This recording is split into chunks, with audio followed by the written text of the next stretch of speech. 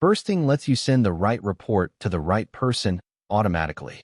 Instead of building multiple versions of the same report, you just create one. The system takes care of splitting the data and delivering it to each department or user based on rules you define. It saves time, reduces errors, and makes your reporting a whole lot smarter. And the best part? You only build one report. Before we dive in, why don't we ask Alex first? So, how do we pull off this magical burst report thing?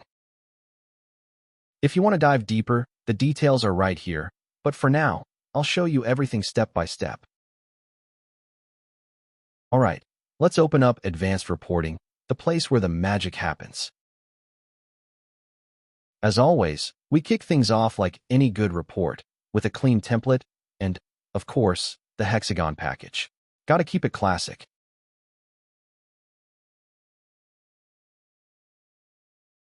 In simple terms, we need two queries, one with all the data to be sent out and another with the list of recipients. Our goal: we want to send each department an email with the most important info about their open work orders. So, let's start by building the query for the work orders. Now let's set up the recipient query. In this example, each department has its own distribution email address. But hey, that's just one way to do it. You could link it to users, employees, or really anything you like. Totally up to you. Both queries share one important thing: the department or MRC. That's how we match the data to the right inbox later on. If there are records that can't be matched, for example, a department without an email address, no worries. Burst doesn't break. It just skips those and keeps going. Cool. Both queries are ready to roll. Time to connect the dots. Okay, time for a quick check. Our work order query is listing all open work orders across all departments. Looks good. We're setting the stage for some beautiful bursting. Now, for each department, there's also an email address, nice and tidy. That's how we'll make sure the right info lands in the right inbox.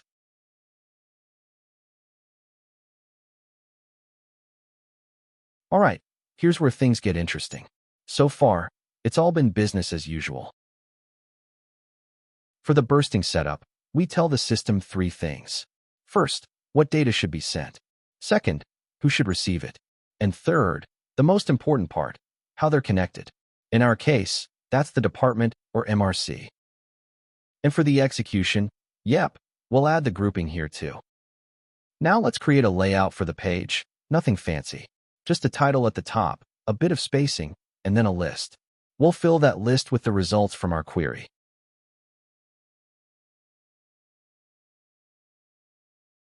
For bursting, there's no need to add extra filters here. It's ready to go as is. But of course, if you want to, you can add more filters at this stage too.